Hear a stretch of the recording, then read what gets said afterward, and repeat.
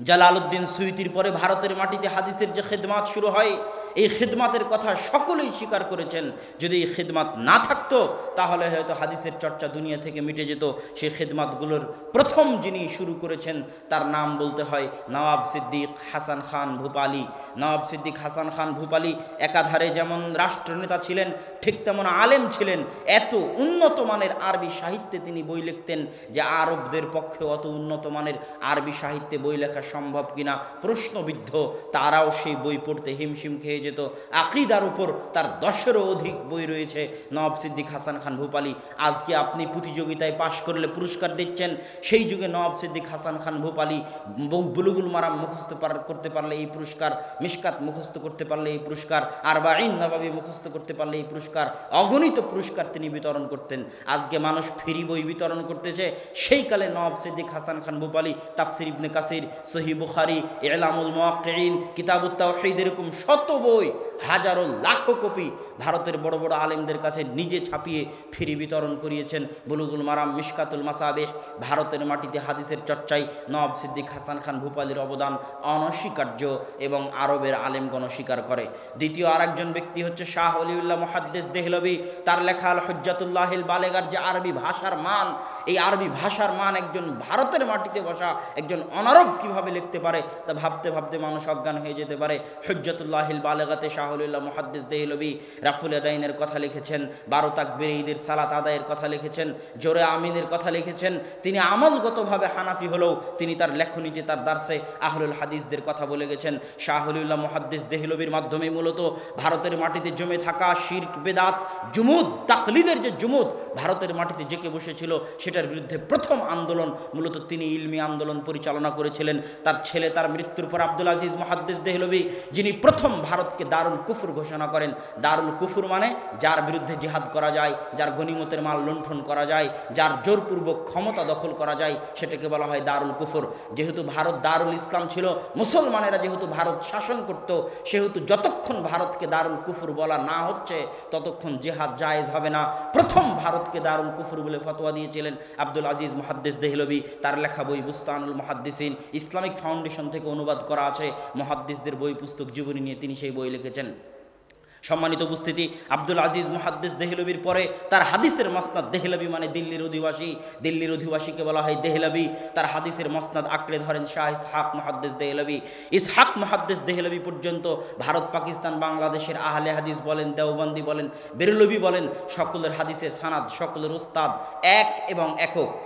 এমন কোনো ছাত্র ভারত পাকিস্তানের মাটিতে পাওয়া যাবে না আলেম যিনি এই তিনজনের ছাত্রের ছাত্র নন, এই তিনজনের ছাত্রের ছাত্রদের নিকটে পড়েননি এমন ছাত্র, সেটা হানাফি হোক, দেওবন্দি হোক, আহলুল হাদিস হোক, ভারত পাকিস্তানের মাটিতে খুঁজে পাওয়া মুশকিল। সেটা আহমদ শফি হোক, আর সেটা আব্দুল খালেক সালাফি হোক, আর সেটা ডক্টর মুসলিহুদ্দিন হোক, আর সেটা আমি হই, আর সেটা জুনায়েদ বাবুনগরী হোক, সকলের কারো না কারো এই তিনজনের ছাত্রের নিকটে সারা ভারত, পাকিস্তান, বাংলাদেশের 99% ছাত্রের পড়াশোনা।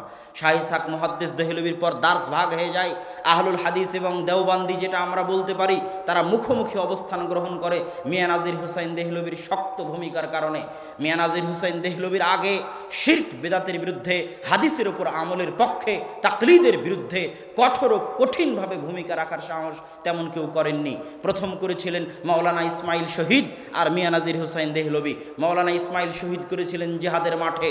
মাওলানা ইসমাইল শহীদ এবং সৈয়দ আহমদ বেরলভী তারা আগেই জিহাদ শুরু করেননি। সারা ভারতে 5 বছর ব্যাপী দাওয়াতি বিপ্লব চালিয়েছেন।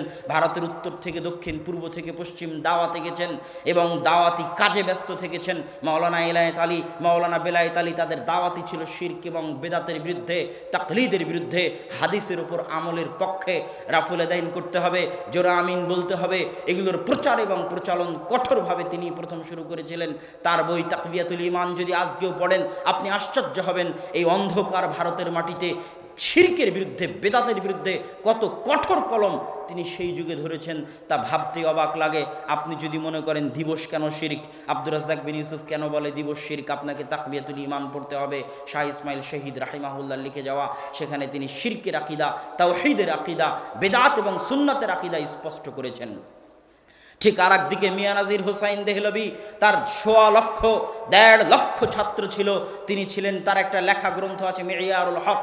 এই মেয়ারুল হক গ্রন্থটা এই দেশের মাটিতে যারা তাকলিদকে আঁকড়ে ধরে থাকতো তাদের উপর ছিল অ্যাটম বমের মতো। এই মেয়ারুল হকের জবাব লিখতে লিখতে লিখতে লিখতে ওই সমাজও ক্লান্ত হয়ে গেছে, এই সমাজও ক্লান্ত হয়ে গেছে। এখনও মেয়ারুল হকের জবাব লেখা হচ্ছে, পাল্টা জবাব লেখা হচ্ছে, আবার জবাব লেখা হচ্ছে, আবার পাল্টা জবাব লেখা হচ্ছে। 150 বছর হয়ে গেছে, কিন্তু বইয়ের জবাব, পাল্টা জবাব এখনও চলতেই আছে।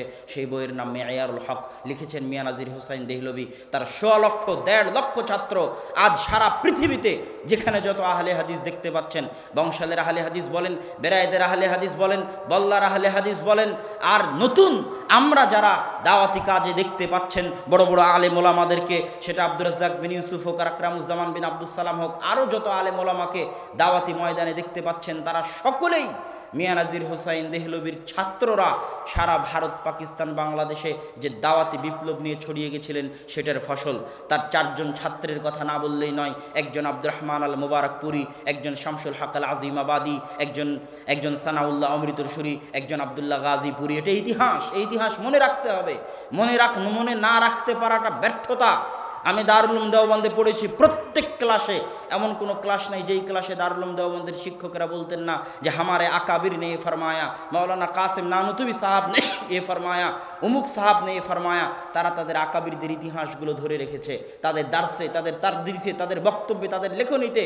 কিন্তু আহলুল হাদিসরা তাদের সালাফ, তাদের আকাবিরদের ইতিহাস ভুলে গেছে, ধরে রাখার চেষ্টা করে না, চর্চা করার চেষ্টা করে না। আব্দুর রহমান মুবারকপুরীর নাম মুখস্থ করতে হবে, প্রত্যেক আহলে হাদিস সন্তানের জানা থাকতে হবে। শামসুল হক আজিমাবাদীর নাম, সানাউল্লাহ অমৃতসরীর নাম। আজকে অন্যরা বলতেছে যে তারা ফাতেহে কাদিয়ানিয়াত, কাদিয়ানিদের বিরুদ্ধে নাকি তাদের আন্দোলন সবচেয়ে সফল। হ্যাঁ, তারাও আন্দোলন করেছে, এই কথা সত্য, কিন্তু কাদিয়ানিদের বিরুদ্ধে সবচেয়ে সঠিক, সবচেয়ে মজবুত, সবচেয়ে কঠোর, সবচেয়ে কার্যকরী, সবচেয়ে সফল আন্দোলনের লিডার ছিলেন মাওলানা সানাউল্লাহ অমৃতসরী।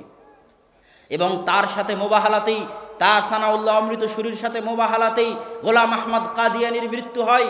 গোলাম আহমদ কাদিয়ানি এবং সানাউল্লাহ অমৃতসরীর যে মোবাহালা, সেটা ঐতিহাসিক মোবাহালা। আমি যদি সত্যের উপর থাকি তাহলে তোমার মৃত্যু আগে হবে, আর তুমি যদি সত্যের উপর থাকো তাহলে আমার মৃত্যু আগে হবে। এই মর্মে তারা মোবাহালা করলেন। গোলাম আহমদ কাদিয়ানি আগে মারা গেলেন। গোলাম আহমদ কাদিয়ানির মৃত্যুর প্রায় 40 বছর পর পর্যন্ত নবুয়তের, খাতমে নবুয়তের জীবন্ত মুআজিজা হিসেবে পৃথিবীর বুকে জীবিত ছিলেন মাওলানা সানাউল্লাহ অমৃতসরী। বলা হয় একই টেবিলে শিয়া আসুক, সুন্নি আসুক, ব্রিলভি আসুক, দেওবন্দি আসুক, আর আরিয়া সমাজ আসুক, হিন্দু আসুক, বৌদ্ধ আসুক, ইহুদি আসুক, খ্রিস্টান আসুক, সকলের সাথে একই মঞ্চে তর্ক বিতর্ক করে সকলকে পরাজিত করতে পারবেন, এরকম জ্ঞান আল্লাহ সানাউল্লাহ অমৃতসরীকে দান করেছিলেন। তিনি আহলুল হাদিস নামে একটা পত্রিকা, আখবারে আহলুল হাদিস নামে একটা পত্রিকা প্রতি মাসে প্রকাশ করতেন। স্বাধীনতার সময় শিখেরা, হিন্দুরা তার অমৃতসর হচ্ছে ভারত পাকিস্তানের সীমান্তবর্তী অঞ্চল পাঞ্জাব, ভারতের পাঞ্জাবের অমৃতসরে তার যে লাইব্রেরি ছিল, বিশাল লাইব্রেরি, শিখেরা, হিন্দুরা সেই বিশাল লাইব্রেরির আগুনে জ্বালিয়ে দিয়েছিল। মাওলানা আবুল কালাম আজাদ দিল্লি থেকে পুলিশ পাঠিয়েও ওই লাইব্রেরি রক্ষা করতে পারেননি। এখানে একটা মজার জিনিস হচ্ছে, মাওলানা সানাউল্লাহ অমৃতসরী পাকিস্তানের পক্ষে, মাওলানা আবুল কালাম আজাদ ভারতের পক্ষে। মাওলানা আবুল কালাম আজাদ অখণ্ড ভারতের পক্ষে, মাওলানা সানাউল্লাহ অমৃতসরী দ্বিজাতি তত্ত্ব, মুসলমানদের নিয়ে আলাদা পাকিস্তান তৈরি করতে হবে সেটার পক্ষে। এই মতভেদ থাকার পরেও মাওলানা আবুল কালাম আজাদ যেহেতু আহলুল হাদিস ছিলেন, আমি আমার বহু বক্তব্যে আহলুল হাদিসদের ইতিহাসে বলেছি যে মাওলানা মোহাম্মদ জুনাগড়ি, যিনি সর্বপ্রথম তাফসির ইবনে কাসিরকে উর্দুতে অনুবাদ করেছেন, যিনি সর্বপ্রথম ইলামুল মুওয়াক্কিনকে উর্দু অনুবাদ করেছেন, যেই উর্দু অনুবাদ থেকে মাওলানা মোহাম্মদ জুনাগড়ির জামাই ডক্টর মুজিবুর রহমান বাংলায় অনুবাদ করেছেন, ওই ডক্টর মুজিবুর রহমানের শ্বশুর মাওলানা মোহাম্মদ জুনাগড়ি, যার অগণিত বই আছে মোহাম্মদী নামে, সাইফে মোহাম্মদী, শামিঈ মোহাম্মদী, দেরায়াতে মোহাম্মদী, হেদায়াতে মোহাম্মদী, এরকম মোহাম্মদী নামে, কায়েদায়ে মোহাম্মদী, সালাতে মোহাম্মদী, তার মোহাম্মদী নামে বহু বই আছে। এই জন্য একটা সময় আহলে হাদিস সমাজে আহলে হাদিসদেরকে আহলে হাদিস বলা হতো না, মোহাম্মদী বলা হতো, যে উমুক মোহাম্মদী, উমুক হানাফি, উনি মোহাম্মদী নামে এক সিরিয়ালে অগণিত অসংখ্য বই লিখেছেন। খুতবায়ে মোহাম্মদী, কায়দায়ে মোহাম্মদী, এগুলো সব তার লেখা বই ছিল। এই মাওলানা মোহাম্মদ জুনাগড়ি যখন ইলামুল মুওয়াক্কিনের উর্দু অনুবাদ করলেন, তাফসির ইবনে কাসিরের উর্দু অনুবাদ করলেন প্রথম, তখন ওই মাওলানা আবুল কালাম আজাদ, যিনি কংগ্রেসের নেতা, যিনি ভারতের শিক্ষামন্ত্রী, অখণ্ড ভারতের পক্ষে, তিনি তখন এই ইলামুল মুওয়াক্কিনের উর্দু ভূমিকা লিখে দিয়েছিলেন, আহলে হাদিস ছিলেন বলে। তো মাওলানা সানাউল্লাহ অমৃতসরী পাকিস্তানের পক্ষে হওয়ার পরও, আর মাওলানা আবুল কালাম আজাদ অখণ্ড ভারতের পক্ষে হওয়ার পরও, মাওলানা সানাউল্লাহ অমৃতসরী আহলে হাদিস হওয়ার কারণে তার লাইব্রেরিকে রক্ষা করার জন্য আপ্রাণ চেষ্টা করেছিলেন মাওলানা আবুল কালাম আজাদ, কিন্তু রক্ষা করতে পারেননি। ওই হারানো লাইব্রেরি ফেলে দিয়ে মাওলানা সানাউল্লাহ অমৃতসরী পাকিস্তানে ফিরে যান, এবং পাকিস্তানে ফিরে যাওয়ার পরে হিজরতের পরে 1 বছরের মাথায় তিনি মারা যান।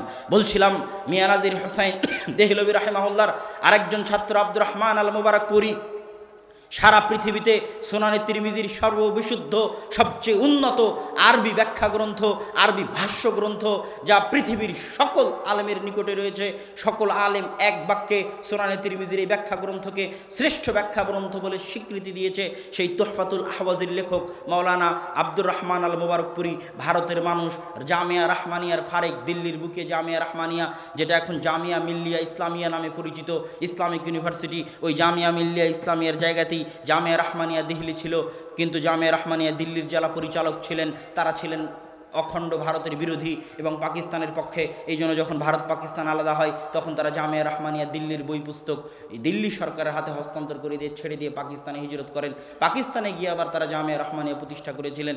জামিয়া রাহমানিয়া ছিল ভারতের মাটিতে মার্কাজুল ইলম, আহলুল হাদিসদের মার্কাজ। জামিয়া রাহমানিয়া বন্ধ হয়ে যাওয়ার পর থেকে নিয়ে 60 শতকের আগ পর্যন্ত দীর্ঘ 20 বছর আহলুল হাদিসদের কোনো কেন্দ্রীয় মার্কাজ ভারতের মাটিতে ছিল না। পরবর্তীতে জামিয়া সালাফিয়া বানারস প্রতিষ্ঠা হওয়ার মাধ্যমে ভারতের মাটিতে আহলুল হাদিসদের ইলমি মার্কাজ হয়, যেই জামিয়া সালাফিয়া বানারস থেকে দীর্ঘ 5 বছর আব্দুর রহমান বিন আব্দুর রাজ্জাক পড়াশোনা করে এসেছে। বলছিলাম আব্দুর রহমান আল মুবারকপুরীর কথা, উনি জামিয়া রাহমানিয়ার ফারেক। আব্দুর রহমান আল মুবারকপুরী তুহফাতুল আহওয়াজির লেখক, আরেকটা বইয়ের তিনি লেখক, সেই বইয়ের কথা না বললেই নয়। বুলুগুল মারাম আহলুল হাদিসদের মাদ্রাসাগুলোতে পড়ানো হয়। তখন কিছু হানাফি আলেম ভাবলো বুলুগুল মারামের সব হাদিস তো আহলে হাদিস মাযহাবের পক্ষে, আমরা একটা হাদিসের বই কেন না লিখি যে হাদিসের বইয়ে হানাফি মাযহাবের হাদিস থাকবে। বইয়ের নাম আসারুস সুনান, লেখকের নাম মাওলানা নিম্বি। বই প্রকাশ হওয়া শেষ হয়নি, বইয়ের উত্তর লিখলেন আরবিতে আব্দুর রহমান মুবারকপুরী, বইয়ের নাম দিলেন আবকারুল মিনান ফি নাকদে আসারিস সুনান। এক বইয়েই ওই আসারুস সুনান মাটির নিচে চলে গেল। ভারতের কোনো হানাফি মাদ্রাসার সাহস হলো না আর ওই আসারুস সুনানকে সিলেবাসের অন্তর্ভুক্ত করার, শুধু আব্দুর রহমান মুবারকপুরীর আবকারুল মিনান ফি নাকদে আসারিস সুনান এই গ্রন্থের কারণে। এরকম আরেকটা গ্রন্থ ভারতের আলেম ওলামা লেখার চেষ্টা করেছেন মাওলানা আশরাফ আলী থানবির পরামর্শে। মাওলানা জাফর আহমদ থানবি, মাওলানা আশরাফ আলী থানবি আবার অখণ্ড ভারতের পক্ষে ছিলেন। মাওলানা আশরাফ আলী থানবি আবার পাকিস্তানের পক্ষ ছিলেন, অখণ্ড ভারতের বিরোধী ছিলেন। আর মাওলানা হোসাইন আহমদ মাদানী অখণ্ড ভারতের পক্ষে ছিলেন। তো মাওলানা আশরাফ আলী থানবির পরামর্শে মাওলানা জাফর আহমদ ওসমানী লিখলেন ইলাউস সুনান, যেখানে শুধু হানাফি মাযহাবের পক্ষে হাদিসগুলোকে জমা করা হয়েছে, যে হাদিসগুলো দিয়ে হানাফি মাযহাবের বিভিন্ন ফতোয়াকে সাবিত করার চেষ্টা করা হয়েছে। ওই ইলাউস সুনানের জবাব এখন দিচ্ছেন পাকিস্তানের একজন বিখ্যাত আহলে হাদিস আলেম মাওলানা ইরশাদুল হক আল আসারি। ইলাউস সুনান ফিল মিজান নামে বইয়ে, যেটার আরবিও আছে, যেটার উর্দুও আছে। তো আলোচনা করছিলাম মাওলানা আব্দুর রহমান মুবারকপুরীর কথা। তারপরে মাওলানা শামসুল হক আজিমাবাদী গায়াতুল মাকসুদ সুনানে আবু দাউদের 32 খণ্ডে আরবি ভাষায় ব্যাখ্যা গ্রন্থ, শ্রেষ্ঠ ব্যাখ্যা গ্রন্থ তিনি লিখেছেন গায়াতুল মাকসুদ। তারও লাইব্রেরিকে হিন্দু মুসলিম দাঙ্গায় পুড়িয়ে জ্বালিয়ে দেওয়া হয়েছে। তার লাইব্রেরির কিছু বাকি অংশ ঢাকায় পর্যন্ত এসেছিল, কিন্তু পরবর্তীতে সেটাও হারিয়ে গেছে। ওই গায়াতুল মাকসুদ ওই হিন্দু মুসলিম দাঙ্গায় হারিয়ে যাওয়ার ফলে মাত্র 2 খণ্ড পাকিস্তান থেকে প্রকাশিত হয়েছে, আর পাওয়া যায় না। তবে গায়াতুল মাকসুদের সারমর্ম আউনুল মাবুদ, যেটা বর্তমানে সারা পৃথিবীতে পরিচিত এবং সারা পৃথিবীর শ্রেষ্ঠ আবু দাউদের ব্যাখ্যা গ্রন্থ আরবিতে গণ্য হয়, সে আউনুল মাবুদের লেখক হচ্ছেন শামসুল হক আল আজিমাবাদী রাহিমাহুল্লাহ। শামসুল হক আজিমাবাদীর আরেকটা বড় কারনামা, আরেকটা নয় 2টা বড় কারনামা আছে। একটা বড় কারনামা হচ্ছে ইমাম বুখারী রাহিমাহুল্লাহ সহিহ বুখারীর প্রায় 25 জায়গায় কালা বাযুন নাস, কালা বাযুন নাস, কালা বাযুন নাস, বাযুন নাস বলে তিনি কিছু মানুষের মাসালাকে রদ করতে চান, কিছু মানুষের মাসালার উত্তর দিতে চান, বিরোধিতা করতে চান। ওই সাধারণত 25 বাযুন নাসের অধিকাংশ মাসালায় হানাফি মাযহাবের বিরুদ্ধে, হানাফি ফিকহের বিরুদ্ধে। তখন মাওলানা আহমদ আলী সাহারানপুরি, যেটা সাহারানপুর জেলা, যেই সাহারানপুর জেলায় দারুল উলুম দেওবন্দ অবস্থিত, ওই সাহারানপুর জেলায় একটা মাদ্রাসা অবস্থিত মাজাহিরুল উলুম, যে মাদ্রাসার শাইখুল হাদিস ছিলেন ফাজাইল আমরের লেখক মাওলানা জাকারিয়া কান্দেলভি। ওই মাদ্রাসারই শাইখুল হাদিস মাওলানা আহমদ আলী সাহারানপুরি, অনেক পুরাতন, অনেক আগের প্রথম শাইখুল হাদিস তিনি। এবং ভারতের যত কুতুবে সিত্তার বই পুস্তক আছে, সব কুতুবে সিত্তার বই পুস্তকে মাওলানা আহমদ আলী সাহারানপুরির টিকা আছে, যেগুলো দেওবন্দ থেকে। এই খেদমতের উত্তর দেওয়া, এই খেদমতের প্রতিদান দেওয়া অনেক কঠিন। আর একটা বড় খেদমত মাওলানা শিবলি নোমানি নাদতুল উলামা লখনৌ, যখন তারা ইমাম বুখারীর উপর অভিযোগ তুলতে লাগলো, ইমাম বুখারীর ফিকহের উপর অভিযোগ তুলতে লাগলো, মাওলানা আবুল আলা মওদুদী কর্তৃক কর্তৃক প্রভাবিত হয়ে হাদিসের উপর অভিযোগ তুলতে লাগলো। তখন শামসুল কাজিম আবাদী তার ছাত্র মাওলানা আব্দুস সালাম মুবারকপুরীকে বলল, শোনো, একটা বই লেখো ইমাম বুখারীর পক্ষে। তখন ছাত্র শিক্ষক পরামর্শ করে সহযোগিতায় একটা বই লিখলেন সিরাতুল বুখারী।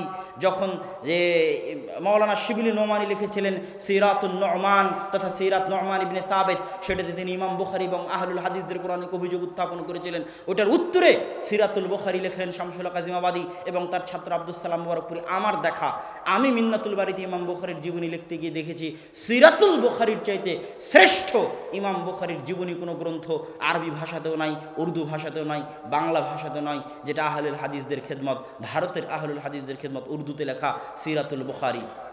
সম্মানিত উপস্থিতি, আরেকজন পাকিস্তানের বিখ্যাত মুহাদ্দিসের খেদমত বলি, যেটা আমি মিন্নাতুল বারী লিখতে গিয়ে দেখতে পেয়েছি, সেটা হচ্ছে ফাইজুল বারী আনোয়ার শাহ কাশ্মীরি, বিখ্যাত হানাফি আলেম, হানাফি পণ্ডিত, দারুল উলুম দেওবন্দের মুহাদ্দিস। তিনি ফাইজুল বারী লিখতে গিয়ে, ফাইজুল বারীর দার্স দিতে গিয়ে এই হাফিজ ইবনে হাজার আসকালানির লেখা ফাতহুল বারীর অগণিত জায়গায় তিনি ভুল ধরার চেষ্টা করেছেন। কে ভুল ধরছেন? হাফেজ ইমাম কাশ্মীরি, মাওলানা কাশ্মীরি। কার ভুল ধরছেন? হাফিজ ইবনে হাজার আসকালানির ভুল ধরছেন। যদিও হাফিজ ইবনে হাজার আসকালানির বইয়ের ভুল ধরার চেষ্টা সেই যুগে মাওলানা বদরুদ্দিন আইনি করেছিলেন, কেননা আইনি এবং আসকালানি একই শহরে বাস করতেন, কায়রো শহরে। আজ হাফিজ ইবনে হাজার আসকালানি সারা রাতে বাড়িতে যা নোট করে নিয়ে আসতেন, পরের দিনে তা দার্স দিতেন। আজকে যেমন দার্স রেকর্ড হচ্ছে, ওই রকম ছাত্ররা দার্স লিখে নিত।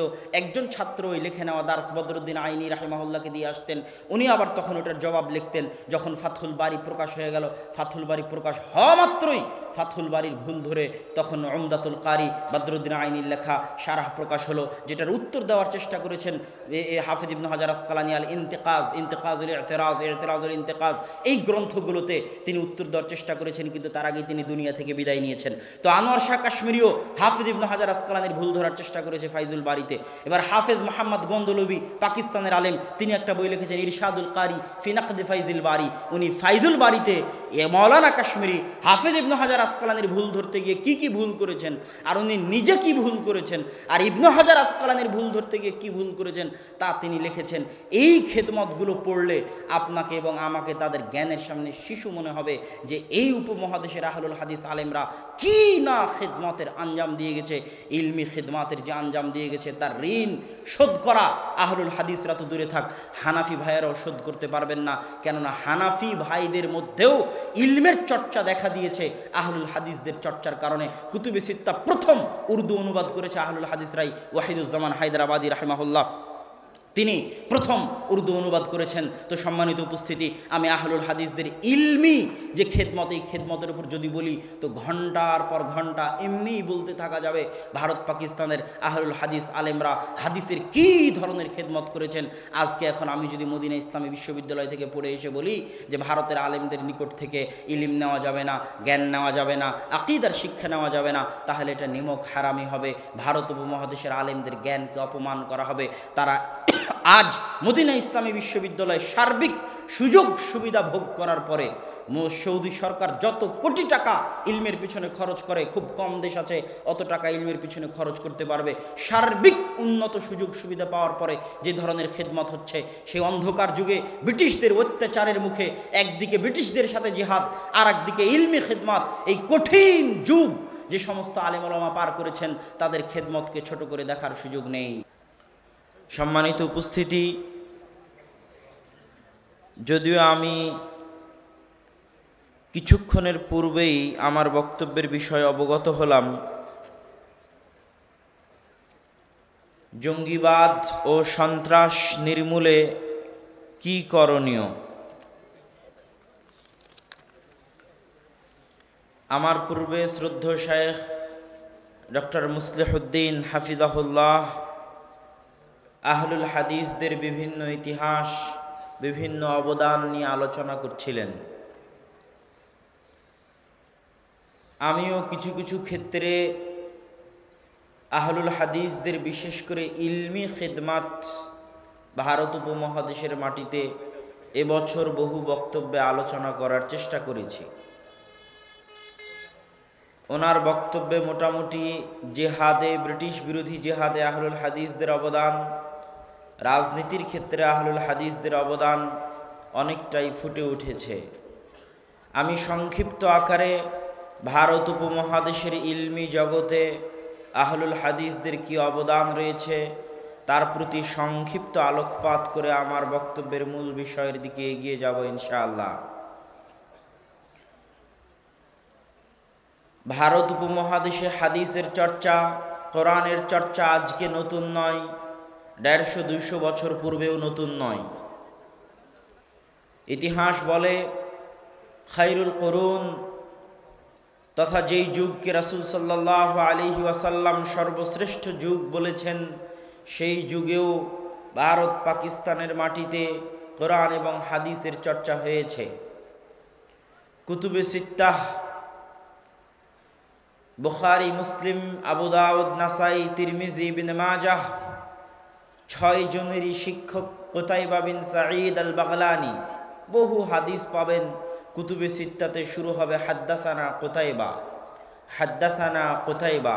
বহু অগণিত হাদিস কুতুবে সিত্তার, সহিহ বুখারী হোক, সহিহ মুসলিম হোক, সুনানুত তিরমিজি, জামিউত তিরমিজি হোক, সুনানে আবি দাউদ হোক, নাসাই হোক, ইবনে মাজাহ হোক, হাদ্দাসানা কুতাইবা। কুতাইবা আমাদেরকে হাদিস শুনিয়েছেন মর্মে ইমাম বুখারী বলছেন, ইমাম মুসলিম বলছেন, আবু দাউদ বলছেন, নাসাই বলছেন, তিরমিজি বলছেন, ইবনে মাজা বলছেন। অথচ এই কুতাইবা পাকিস্তানের সীমান্তবর্তী বাগলান অঞ্চলের একজন মানুষ, তথা সেই যুগেও ভারত পাকিস্তানের সীমান্তবর্তী অঞ্চলে কোরআন এবং হাদিসের চর্চা হতো।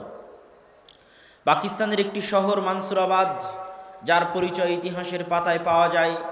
বহু ইতিহাসবিদ লিখেছেন যে 400 শতাব্দী হিজরিতে, 300 শতাব্দী হিজরির পরে এই অঞ্চলগুলোতে মানসুরাবাদ, পাকিস্তানের মানসুরাবাদ যেটা সিন্ধু প্রদেশের অন্তর্গত, বর্তমান সিন্ধু প্রদেশের অন্তর্গত, এই অঞ্চলগুলোতে না হানাফি মাজহাবের অনুসারী ছিল, না মালিকি মাজহাবের অনুসারী ছিল, না শাফিঈ মাজহাবের অনুসারী ছিল, না হাম্বলি মাজহাবের অনুসারী ছিল, না মুআতাজিলা মুরজিয়া ফিরকার অনুসারী ছিল। এই অঞ্চলগুলোতে শুধুমাত্র স্বাধীনভাবে কোরআন এবং হাদিসের অনুসরণের চর্চা ছিল, তথা আহলুল হাদিসদের অস্তিত্ব ছিল। আরও আশ্চর্য হবেন, ইতিহাসের পাতায় এমন কিছু বড় বড় ব্যক্তিত্ব দেখা গেছে যারা এমন বড় বড় কারনামা আঞ্জাম দিয়েছে, অথচ সেগুলো তারা আঞ্জাম দিয়েছেন ভারত পাকিস্তানের মাটিতে বসে এবং বহু আগে। মাশারিকুল আনোয়ারের কথা বলেন, যেখানে তিনি বুখারী মুসলিমকে একত্রিত করেছেন। ইমাম সাগানি এবং মিন্নাতুল বারি পড়লে পাবেন, আমি সেখানে উল্লেখ করেছি সহিহ বুখারীর নুসখা, পাণ্ডুলিপি। সহিহ বুখারীর যে পাণ্ডুলিপি থেকে আজকে আমরা প্রকাশিত সহিহ বুখারী পাচ্ছি, প্রিন্টেড সহিহ বুখারী পাচ্ছি, টাইপ করা সহিহ বুখারী পাচ্ছি, এই সহিহ বুখারী যে সমস্ত পাণ্ডুলিপির সহযোগিতা নিয়ে তৈরি করা, তার একটা পাণ্ডুলিপি ছিল ইমাম সাগানির, যিনি মাশারিকুল আনোয়ার নামক গ্রন্থ লিখেছিলেন, জন্ম পাকিস্তানের লাহোরে। তার পরবর্তীতে আরও বহু আলেম ছিলেন যারা ভারত পাকিস্তানের মাটিতে কোরআন এবং হাদিসের খেদমত করেছেন। ইমাম তাহের পাটনি, পাটনার অধিবাসী, তিনি অনেক গ্রন্থ লিখেছেন হাদিসের ওপরে। কঠিন কঠিন রাবির নামের উপর গ্রন্থ লিখেছেন, মাজমাউ বাহারিল আনোয়ার লিখেছেন, আরও অনেক গ্রন্থ লিখেছেন, যেই গ্রন্থগুলোতে কোরআন এবং হাদিসের কঠিন শব্দ, হাদিসের কঠিন কঠিন রাবির পরিচয়, এই জিনিসগুলো তিনি সেখানে ফুটিয়ে তুলেছেন। অথচ তিনি এই যুগের আলেম নন, অনেক আগের আলেম। তো ভারত উপমহাদেশের মাটিতে কোরআন এবং হাদিসের চর্চা অনেক আগে থেকেই ছিল, যেগুলো ইতিহাসের পাতা ঘাটলে দেখা যায়। তবে ভারত পাকিস্তানের মাটিতে হাদিস চর্চার স্বর্ণযুগ, যেই স্বর্ণযুগের কারণে আজ কোরআন এবং হাদিস টিকে আছে বলে মানুষ মনে করে, বিজ্ঞ ব্যক্তিরা মনে করে। যখন মার্কাজুল ইলম পরিবর্তন হতে থেকেছে, কখনো মার্কাজুল ইলম ছিল বাগদাদ, কখনো মার্কাজুল ইলম ছিল হিজাজ, কখনো মার্কাজুল ইলম ছিল বুখারা সামারকান্দ, কখনো মার্কাজুল ইলম ছিল নিশাপুর রায়। এই মার্কাজুল ইলমগুলো পরিবর্তন হতে থেকেছে। কখনো মার্কাজুল ইলম ছিল আন্দালুস, স্পেন। আমরা হয়তো স্পেনকে ভুলতে বসেছি, কিন্তু আমি আমার বহু বক্তব্যে ইশারা করেছি, ইঙ্গিত করেছি যে কত বড় বড় আলেম স্পেনের মাটিতে ছিলেন, আন্দালুসের মাটিতে ছিলেন। ইবনু হাজাম আন্দালুসি বিরাট বড় মুহাদ্দিস, অনেক বড় মুহাদ্দিস। তার আল মুহাল্লা বিল আসার, আব্বুরা সাধারণত যে সমস্ত বই দেখে ফতোয়া দিয়ে থাকে সেই সমস্ত বইয়ের একটা গুরুত্বপূর্ণ বই হচ্ছে আল মুহাল্লা বিল আসার, যে বইটা সাজানোই হয়েছে আসার দিয়ে। উনি চেষ্টা করেছেন প্রত্যেকটা ফতোয়া আসার, সরাসরি নাস, সরাসরি হাদিস, সরাসরি কোরআন, সরাসরি সাহাবীদের কওল, সরাসরি তাবিঈদের কওল, সরাসরি তাবিঈদের কওল দিয়ে ফতোয়া দেওয়ার, রায় কিয়াস থেকে দূরে থাকার চেষ্টা করেছেন ইমাম ইবনে হাজম আন্দালুসি, স্পেনের মানুষ। তাফসিরে কুরতুবির লেখক ইমাম কুরতুবা, যেটাকে ইংরেজিতে বলা হয় কর্ডোভা, সেটাকে আরবিতে বলা হয় কুরতুবা, তিনি স্পেনের কর্ডোভা নগরীর অধিবাসী। তাফসিরে কুরতুবির লেখক ইমাম কুরতুবি। হাফিজুল মাগরিব ইবনে আব্দুল বার 463 হিজরিতে একই সাথে হাফিজুল মাগরিব মারা গেছেন, হাফিজুল মাশরিক মারা গেছেন। হাফিজুল মাশরিক বলা হতো খতিব বাগদাদিকে।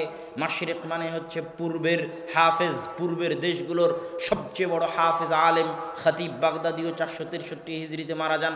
হাফিজুল মাগরিব পশ্চিমের দেশগুলোর সবচেয়ে বড় হাফেজ, সবচেয়ে বড় আলেম ইবনে আব্দুল বার 463 হিজরিতে মারা যান। একই হিজরিতে হাফিজুল মাগরিব, হাফিজুল মাশরিকের মৃত্যু হয়। ইবনে আব্দুল বার এত বড় মাপের আলেম ছিলেন, মুয়াত্তা মালিকের পিছনে তার যে খেদমাত রয়েছে, তার লিখিত আত-তামহিদ, তার লিখিত আল ইস্তিযকার আজও পৃথিবীর ইতিহাসে চিরভাস্বর, চিরস্মরণীয়। এমন কোনো মুহাদ্দিস, এমন কোনো আলেম নাই যার বাড়িতে আত-তামহিদ নাই, যার বাড়িতে আল ইস্তিযকার নাই, যেটা ইবনে আব্দুল বার রাহিমাহুল্লাহর লেখা। বাড়ি আন্দালুস, স্পেন। এরকম বড় বড় আলেমের নাম বলা যাবে। বিখ্যাত উসুলবিদ ইমাম শাতিবি, তিনি আন্দালুসের, স্পেনের, তথা স্পেনও একসময় মারকাজুল ইলম ছিল, জ্ঞানের কেন্দ্র ছিল। কিন্তু যুগের পরিক্রমায় যখন পৃথিবীর সব জায়গা থেকে জ্ঞান উঠে গেল, জ্ঞানের চর্চা সীমিত হয়ে আসলো, আলেম ওলামার অভাব দেখা দিল, হাদিসের চর্চার অভাব দেখা দিল।